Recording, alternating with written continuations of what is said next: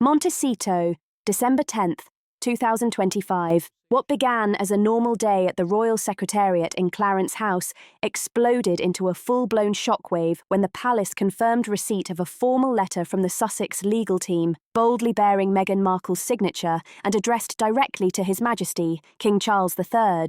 The document, stamped with the official seal of Markle and Roth LLP, laid out a series of precise, itemised requests regarding the long-term education and financial support for her children, Prince Archie Harrison and Princess Lilibet Diana Mountbatten-Windsor. The tone, chillingly businesslike, almost coldly transactional. Yet according to a senior royal source speaking on condition of anonymity, the contents left palace officials absolutely aghast. Investigative journalists at the London Herald obtained the full 12-page document. Meghan didn't just outline a budget, she mapped out the entire projected educational trajectory for her children, including tuition estimates, preferred elite institutions, and proposed expenses for security, travel, and lifestyle adjustments deemed necessary for a royal standard upbringing. The headline figure? £7.5 million, roughly 9.4 million US dollars. Meghan argued this sum would cover private schooling from ages 4 to 18 at top-tier US institutions aligned with royal values, annual international travel to maintain connections with the UK, specialised tutors in royal protocol, languages, and international diplomacy, and fully staffed armed security for both children during school hours and public engagements. She even broke it down line by line. £48,000 a year for Lilibet at a Marlborough-inspired California academy, £56,000 a year for Archie's projected middle and upper school fees at Brentwood or Harvard Westlake, £1.2 million over 14 years for royal equivalent cultural immersion programmes, and £2.3 million earmarked for 24/7 security staffing comparable to Scotland Yard's former Royal Protection Unit. But what truly rocked Buckingham Palace wasn't the eye-watering sums, it was the appendix. Meghan included a full financial audit of her children's current education, naming teachers, including psychological development notes and health disclosures. She even attached screenshots of school applications and tuition payments, effectively doxing her own children for public scrutiny, a step no royal parent has ever dared take. Not even Diana. One senior aide remarked, "Security isn't just about guards, it's about privacy." In the cover letter, Meghan's legal team explicitly referenced King Charles's earlier decision not to revoke Archie and Lilibet's royal titles following Queen Elizabeth II's death in March 2023. The argument was clear. If the children kept their titles, the Crown must provide a corresponding level of support abroad. Historical examples, including Prince Philip's international schooling and King Charles's time in Australia, were cited to justify her demands. Yet insiders quickly pointed out, those cases were rooted in royal duty, not private separation. Within 48 hours, Buckingham Palace fired back. An internal directive, signed by King Charles and co-signed by Princess Anne as President of the Royal Governance Council, stated unequivocally, there exists no moral, financial or institutional obligation for the Crown to subsidise children whose guardians have voluntarily stepped away from royal responsibilities. Meghan and Harry's 2020 decision to walk away from royal life carries consequences, and those consequences remain binding. While King Charles maintained his customary regal distance, Princess Anne stepped forward publicly. At a private meeting in Sandringham on December 3rd, speaking before a select group of Commonwealth educators and royal advisors, she delivered a measured yet devastating message. Royal standards are not for sale, nor transferable via wire transfer to cover personal demands. Openly rejecting duty while demanding compensation is not just paradoxical, it's opportunistic, Anne said, her voice calm but cutting.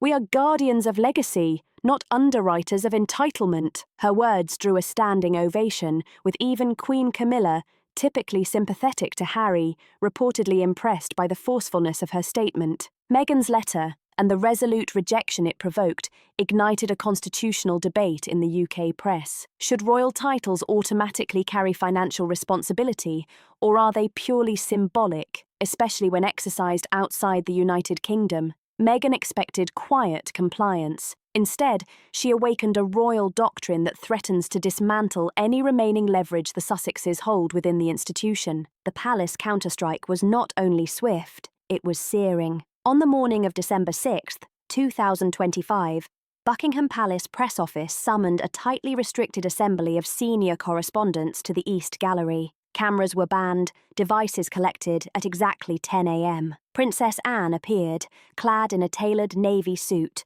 adorned with a silver brooch from Queen Elizabeth's personal collection. She carried no script, only a small worn leather notebook. The tension in the room was palpable. "We are witnessing a deliberate attempt to convert royal legacy into private profit. This is no misunderstanding, this is intentional," she declared. Though Meghan was never named, the implication was unmistakable. Anne then unveiled the Royal Education Code, a confidential internal framework outlining eligibility for education funding via the sovereign grant. Requirements included custodial parents' active participation in royal functions, adherence to dress codes and ceremonial protocol, commitment to legacy education, languages, ethics, and diplomacy, alongside a pledge to uphold children's privacy and safety, none of which were met by the parents now making financial demands. Anne paused, flipping a page. "Let me quote from the original draft of this code, written in the Queen's own hand. Titles may be inherited,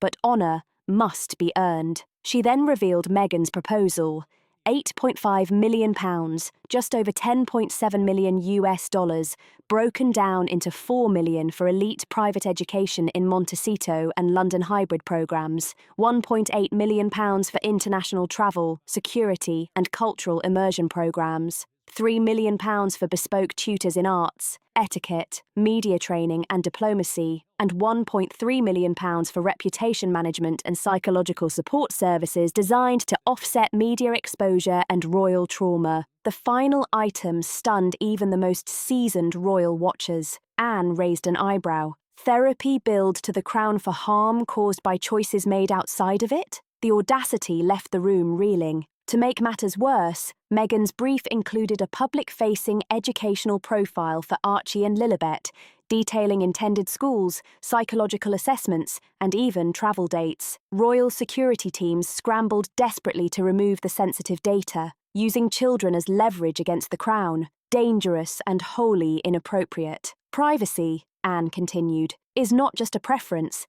It is a royal standard, a shield, a duty. Shifting gears, she highlighted the example of the Princess of Wales, whose parenting has become a benchmark for discretion and integrity. Her 3 children are being raised within a framework of royal service, respect, and rigorous education. Prince George will inherit not just a crown, but a culture. Princess Charlotte masters 4 languages. Prince Louis attends behavioural protocol seminars, not for press appearances, but to prepare for a life they did not choose. This is royal education. It is not a perk, it is a discipline. Then came the moment that would dominate headlines for days. Anne stepped away from the lectern, scanned the tapestries of the palace, then returned her gaze to the press. Royal standards are forged in dignity, discipline, and quiet reverence. Meghan Markle possesses none of these. Until she does, she would be wise to ask less of the Crown and more of herself. A collective gasp swept through the press corps. "She calls this an injustice. I call it comedy." And with that, Anne closed the notebook and left the room. On the morning of December 8, 2025, just 3 days after Princess Anne's public statement, The Telegraph published a cache of internal documents allegedly leaked from Meghan Markle's legal advisory team. The leaked documents included financial projections, private email exchanges with consultants, and what appeared to be a draft press strategy detailing how Meghan Markle would publicly justify her demands for educational funding for Archie and Lilibet. The leak immediately triggered a media firestorm.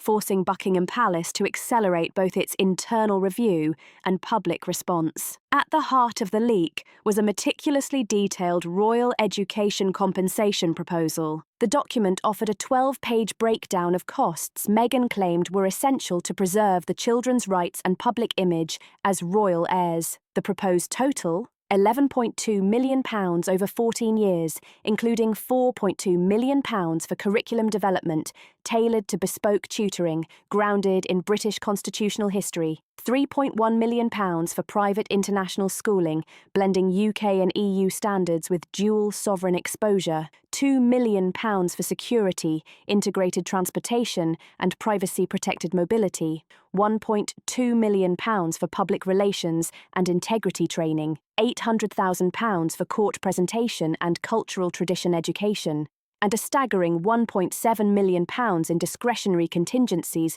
for media repair opportunities. Palace insiders were reportedly stunned by the inclusion of line items such as brand alignment consultancy for coming-of-age interviews, which they described as a transparent attempt to commercialise royal identity. The Royal Comptroller's Office responded with a rare and detailed rebuttal on December 2nd, emphasising that royal educational provisions have never been calculated or awarded based on media leverage, branding or potential monetisation. Adding fuel to the controversy, another leaked section revealed that Meghan's communications team had explored trademarking variations of her children's names, Princess Lilibet of Sussex and Prince Archie Windsor, for a proposed multimedia venture called Legacy Reclaimed. While the domain was never activated and trademarks were not formally filed, the mere suggestion caused deep unease within the royal household. At this point, Prince William reportedly intervened. Sources close to Kensington Palace say he requested a private audience with King Charles on December 13th, warning that passive tolerance of Meghan and Harry's strategy risked eroding the monarchy's moral authority. Charles, long reluctant to strip his grandchildren of royal titles,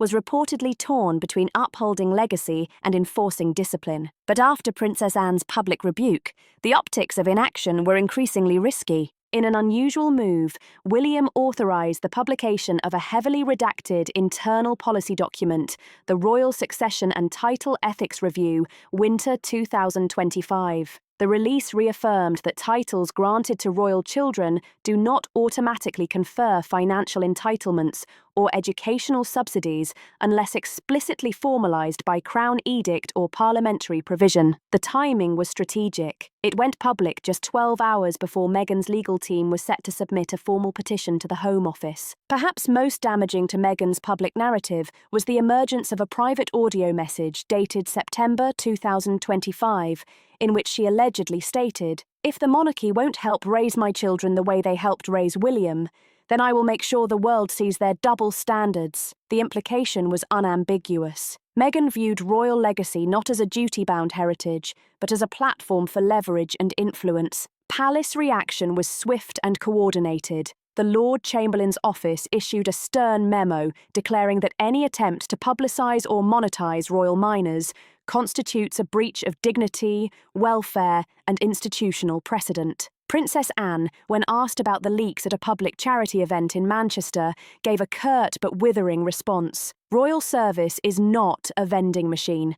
Titles and benefits aren't earned by inserting PR tokens. Meanwhile, Catherine, Princess of Wales, remained publicly silent, but her actions spoke volumes. On the same day as the leaked memos, she hosted a closed-door symposium at Marlborough College on education as character formation, joined by respected educators and child psychologists. While she made no direct reference to Meghan, her closing remarks were widely interpreted as a veiled response. It is not curriculum or privilege that shapes the future. It is constancy, humility, and the unseen choices made at home. As the press cycle intensified, global audiences followed hashtags such as Arch Titles, Not Toys, and Respect the Crown. The Crown trended for more than 36 hours, and royal commentators noted a sharp shift in public sentiment. Even those previously sympathetic to Meghan began questioning the logic and ethics behind her latest campaign. What began as a parental dispute over education escalated into a constitutional headache. Senior ministers were drawn into discussions over the long-term optics and legal exposure of the monarchy.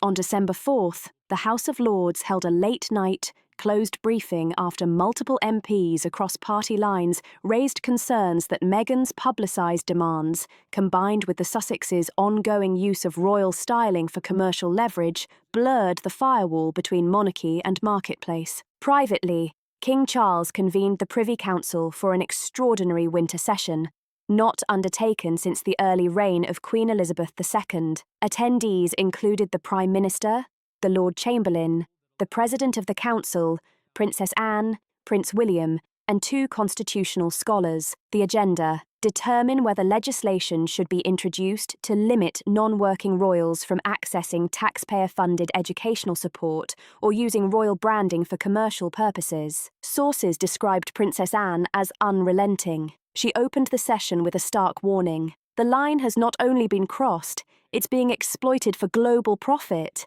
That is not inheritance, that is invasion. William, by contrast, was firm but measured, reminding the council that Harry remained his brother, but one whose wife had repeatedly shown contempt for royal duty, ceremony and tradition, endangering the monarchy's identity by cloaking commerce in a royal veil. The legal briefing from Sir Julian Rothwell, constitutional advisor to the monarch, sent ripples through the room. Rothwell outlined scenarios in which failure to distinguish between symbolic titles and actual entitlements could open the monarchy to lawsuits from Meghan and Harry and any future non-working royals. He also warned that factions in Commonwealth nations critical of monarchy were already using the Sussex saga as proof of corruption within the institution. Later that evening, Prime Minister Rupert Danbury issued a formal statement from 10 Downing Street, backing the palace's right to withhold taxpayer support from royals who had voluntarily exited duty. There must be a clear line between service and symbolism. The nation cannot fund entitlement. Across the UK, media outlets, from The Times to The Guardian to The Financial Chronicle, ran editorials scrutinising the long-term viability of a dual-track monarchy, where members hold titles but behave like influencers. Public debate turned to succession reform and the responsibilities attached to royal titles. Meanwhile, Catherine, Princess of Wales, maintained a silent yet visible presence. On the morning of December 5th, she attended the opening of a children's hospice in Berkshire, wearing a deep royal blue coat symbolising legacy and duty. Kneeling to speak privately with a terminally ill child about courage, she embodied service over spectacle. The moment was captured and shared on the royal family's official social accounts with a single caption: presence. Behind the scenes, it was reported that Catherine had quietly collaborated with Princess Anne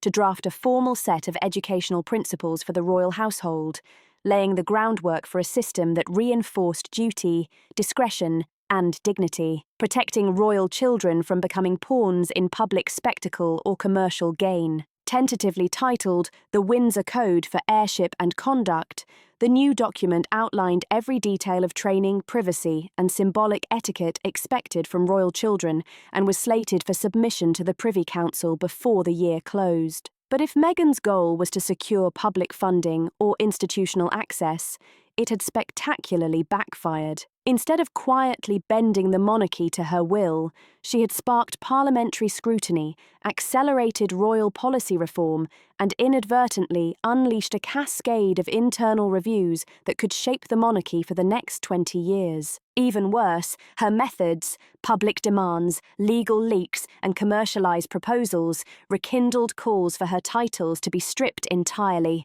The public had barely begun digesting Buckingham Palace's explosive revelations when Meghan Markle went on the offensive. In a statement released through her California-based legal team at exactly 10 a.m. ST on Monday, December 15, 2025, she confirmed that she was exploring legal options regarding what she framed as discriminatory treatment of her children, Prince Archie and Princess Lilibet, in educational entitlement, security provisions, and legacy alignment. She accused the British monarchy of weaponising silence and selectively applying heritage policies, all while maintaining privileges for other royal children. She explicitly referenced Lamb School, the elite institution attended by Prince George, Princess Charlotte, and Prince Louis, claiming it as a glaring example of institutionalised bias disguised as tradition. Accompanying the press release was a redacted legal briefing prepared by Meghan's US-based counsel, invoking provisions from the UN Convention on the Rights of the Child and the Human Rights Act of 1998 to argue historic entitlement for royal heirs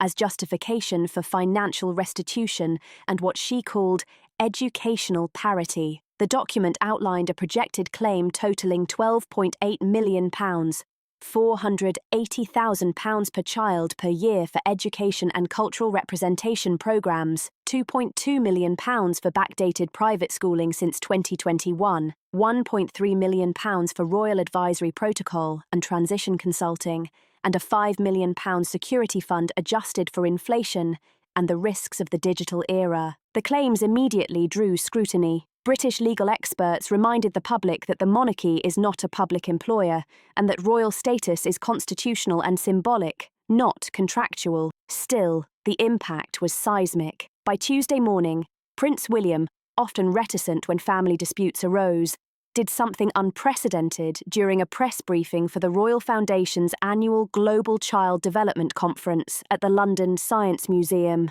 He stepped up to the podium, cleared his throat, and spoke entirely unscripted. Being born into a legacy means learning to carry it, not calculating what it's worth. My wife and I have dedicated ourselves to raising our children to serve first, to ask questions later, and to never measure themselves by titles or price tags, he began. There was a long pause before he added, "Public life is not a royalty-based entitlement package. It is a lifetime of stewardship. If others see the crown as a payout opportunity, I suggest they rethink both history and responsibility." Within the hour, hashtags like #StewardNotSpender, #Royal Responsibility, and #Windsor Warning began trending across the UK, Canada, Australia, and even parts of the US. Catherine, attending a youth sports development ceremony in Cardiff, did not address the controversy directly, but when asked about watching her children grow up in royal tradition, she answered simply, "I'm proud that they know their titles come second, their character comes first." Every gesture, every word, resonated beyond ceremonial optics. The following day, Queen Anne, now taking over more public-facing duties during King Charles's ongoing treatment, issued a brief but blistering statement from Windsor Castle. "The crown is not a credit card. It is a living institution built on values, duty, and restraint. Raising royal children begins with reverence for tradition, not invoices." While she did not name Meghan directly, the implication was unmistakable. She clarified that no member of the royal household currently receives or is eligible for educational subsidies from the sovereign grant, a precise rebuke aimed at stopping false comparisons between Archie, Lilibet, and other royal children like George and Charlotte. Within 48 hours, opinion columns across Britain erupted, from the Times to the Mirror. Meghan's move was no longer seen as a maternal concern, but as a financial power grab cloaked in parental rhetoric. Even neutral outlets like The Guardian noted that Meghan's meticulous financial breakdown made it appear less a plea for fairness and more an attempt to monetize proximity to royalty. Inside Montecito, reports suggested Prince Harry was deeply unsettled by Meghan's legal approach, fearing it might further isolate their children from their Windsor relatives. Sources close to Kensington Palace revealed he had not been informed of the timing or content of her public legal notice, signalling possible fractures in the Sussexes' joint strategy. Security experts warned that publicly listing Archie and Lilibet's school fees, personal data, and locations created unprecedented risk exposure. MI5 and UK intelligence reportedly submitted formal notes to the Cabinet Office highlighting cross-border privacy concerns involving a royal-adjacent family residing abroad. On Friday morning, the Royal Press Office released a rare, signed statement from King Charles III, marked with the royal cipher and stamped by the Court of St. James. All children of royal blood deserve protection,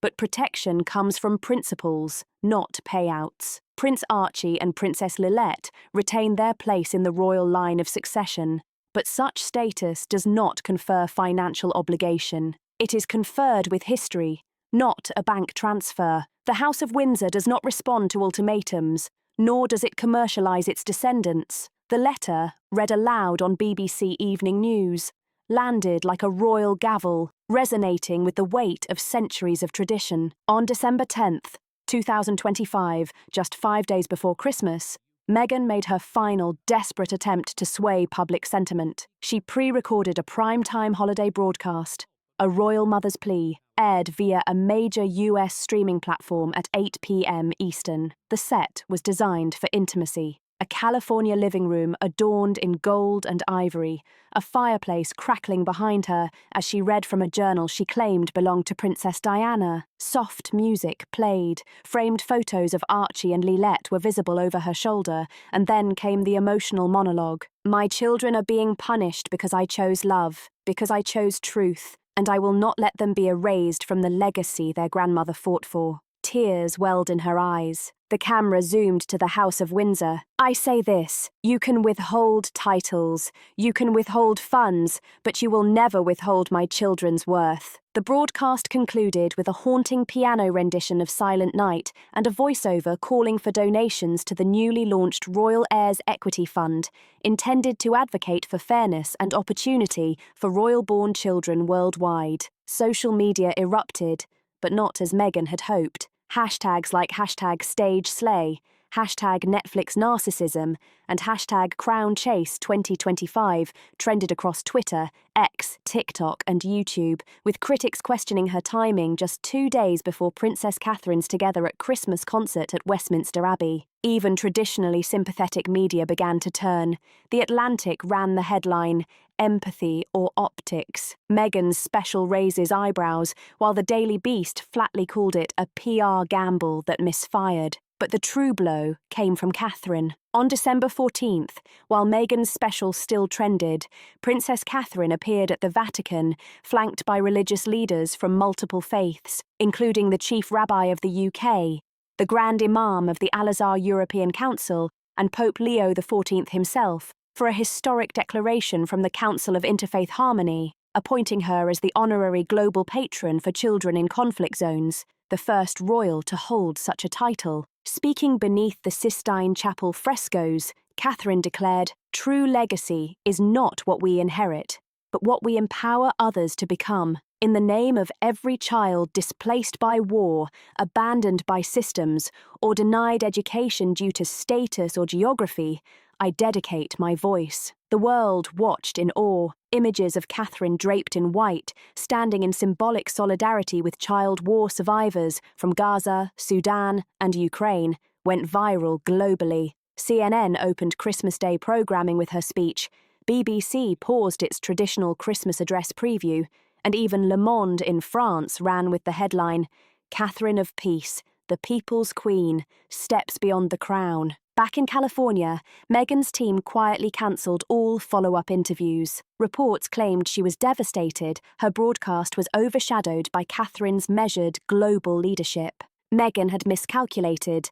The world was now watching Catherine embody maternal leadership on a global stage, not for her own children, but for all children. Relevance, respect, and legacy now rested firmly with Catherine, a standard Meghan could not touch. Buckingham Palace issued a final year-end decree, formally ending the matter. By royal order and with Privy Council assent, no financial or educational claim would be honoured from any family member not residing under official Crown protection or actively engaged in royal service. The sovereign duty belongs to the Crown and its people, not to private grievances, inheritance claims, or entitlement demands. The press release was signed by King Charles, Queen Anne, Prince William, and Princess Catherine. Meghan and Harry, now entirely cut off both symbolically and financially, remained silent. On New Year's Eve, a final royal photo was released, Catherine and William exiting St. George's Chapel after a private prayer service,